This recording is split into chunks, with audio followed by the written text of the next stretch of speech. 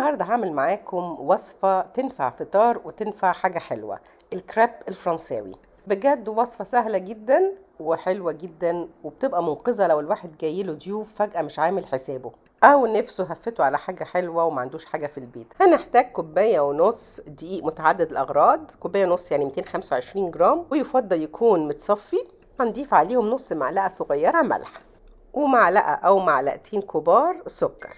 خطوة اختيارية، اللي يحب ممكن يستغنى عنهم. نضيف كمان 3 معالق كبيرة زبدة ونكون مسيحينها، بس تكون بردت شوية، ما نضيفهاش وهي سخنة. وهضيف معلقة صغيرة فانيليا سايلة، وبعد كده هضيف 4 بيضات كبار، وهنقلب الخليط لغاية لما كل المكونات تندمج كويس قوي. واخر خطوة بقى هنضيف كوبايتين حليب بالتدريج واحنا بنقلب، كوبايتين حليب اللي هم تقريبا نص لتر. هنقلب لغاية لما نلاقي الخليط متجانس مفيهوش اي تكتلات. يفضل نسيب الخليط في التلاجة على الاقل نص ساعة، او ممكن نعمله من اليوم اللي قبليه ونسيبه في التلاجة من بالليل. وعلى فكرة الخليط ده ممكن يقعد في التلاجة يومين 3 ونستخدمه ومش هيجراله اي حاجة، بس نكون مغطينه كويس قوي.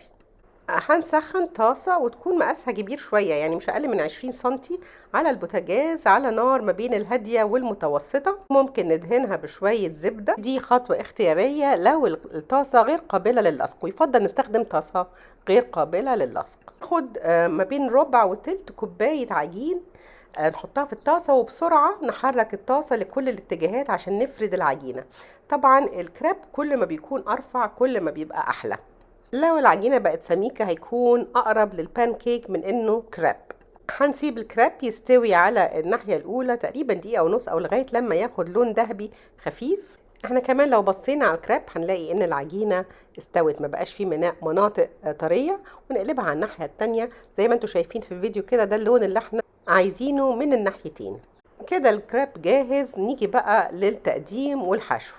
أشهر حشو هو الكريب بالشوكولاتة، ومعظم الناس بتستخدم نوتيلا لمجرد إنه أسهل، بس طبعا اللي يحب يعمل شوكولاتة بنفسه أو يجيب شوكولاتة نوع تاني أكيد طبعا هتبقى حلوة برضو. دي المفضلة عند الأغلبية. في ناس بيحطوا نوتيلا ومعاها شرائح من الموز برضو بتبقى حلوة. هندهن النوتيلا من ناحية واحدة، وبعد كده نطبق الكريب ونعمله على شكل مثلث، ونرش شوية سكر بودرة، وممكن نحط شوية فراولة أو أي نوع من أنواع التوت معاها، وممكن نحط آيس كريم كمان بيبقى حلو قوي. الحقيقة زمان قبل ما يكون في نوتيلا بقى وأنا صغيرة، يعني كنا بناكل الكريب مع المربى، نعمل طبقة مربى خفيفة كده. أنا شخصيا بحبها جدا بالمربى، بتبقى حلوة قوي برضو، مربى من جوه وشوية سكر بودرة من بره. احدث حشوة بقى اول مرة اجربها في فرنسا وعجبتني جدا هي السكر والليمون. دي طبعا الحشوة الامثل للناس اللي بيحبوا الليمون زيي واللي مش بيحبوا الحاجات المسكرة قوي. هنرش على الكراب شوية سكر عادي ومعلقة كبيرة عصير ليمون، طبعا كمية العصير ليمون حسب الرغبة. نطبق الكراب ونرش عليه من بره برضو شوية سكر وشوية عصير ليمون، ودوقوا بقى وقولوا لي رأيكم ايه. بس كده خلصت وصفة النهاردة الكريب، وصفة سهلة ولذيذة جدا، يا رب تعجبكم، واشوفكم على خير في الوصفة الجاية ان شاء الله.